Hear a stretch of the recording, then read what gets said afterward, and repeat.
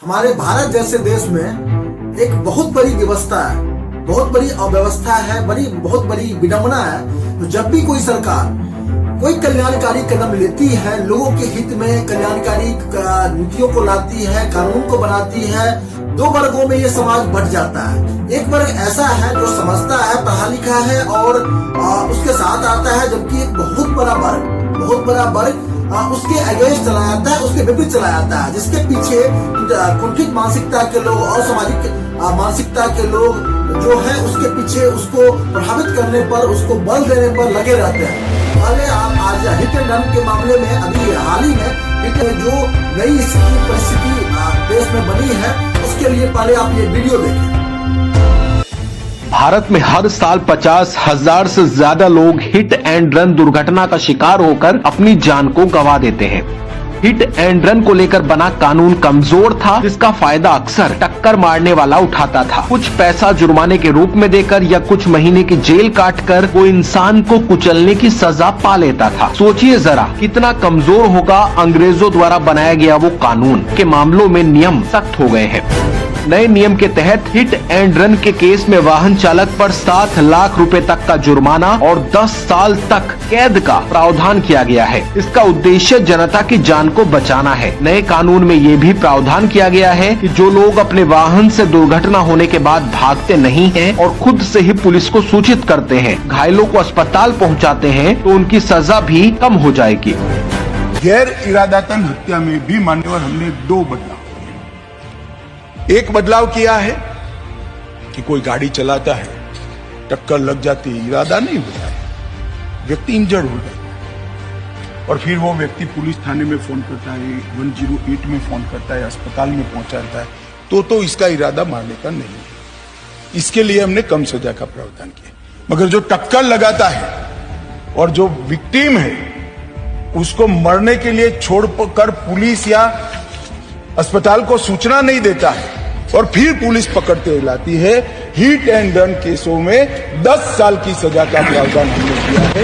इससे और समाज में सभी लोग सभी एंगल से देखना शुरू कर देते हैं। मैं अब अगर एक आर्मी के एंगल से बताऊं आपको इस चीज को, हिट एंड रन को, तो अभी तक जो है कश्मीर में और कई सारे सेंसिटिव इलाके में जहां पर उग्रवाद का आक्रमण होते रहता है, सिक्योरिटी फोर्सेस के ऊपर में, उनके ऊपर आत्मघाती हमले होते रहते हैं, तो उनकी एक बहुत बड़ी पॉलिसी है ये hit and run. Hit and run तो मतलब दागो और भागो।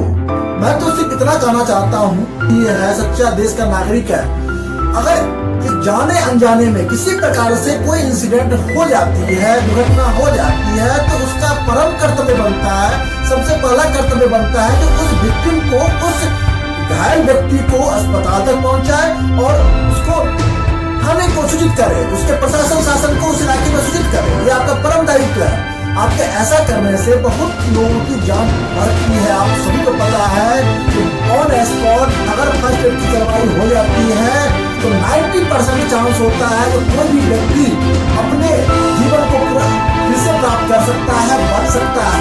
इससे कृपा करके इसको पॉजिटिव सकारात्मक देखे, तो ये लोगों के हित में है।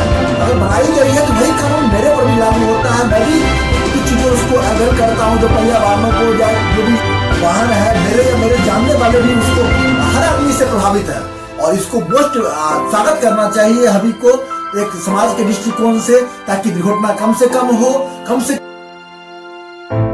बार कहता हूँ, किसी के जान से बढ़ के कोई भी सजा या कोई भी प्रावधान नहीं हो सकती। अगर ये सरकार ने ऐसा सोचा है तो ये बहुत बड़ी क्रांतिकारी कदम है और बहुत कल्याणकारी कदम है। इसका अगर होता है, फिर से मैं समझा दूं आपको, जो वीडियो में आपने देखा, फिर से मैं समझा दूं, इसमें सरकार ने सारे आपको वो फ्रीडम, वो सारे अधिकार दिए हैं जो आपसे अब जाने अनजाने में हो जाती है।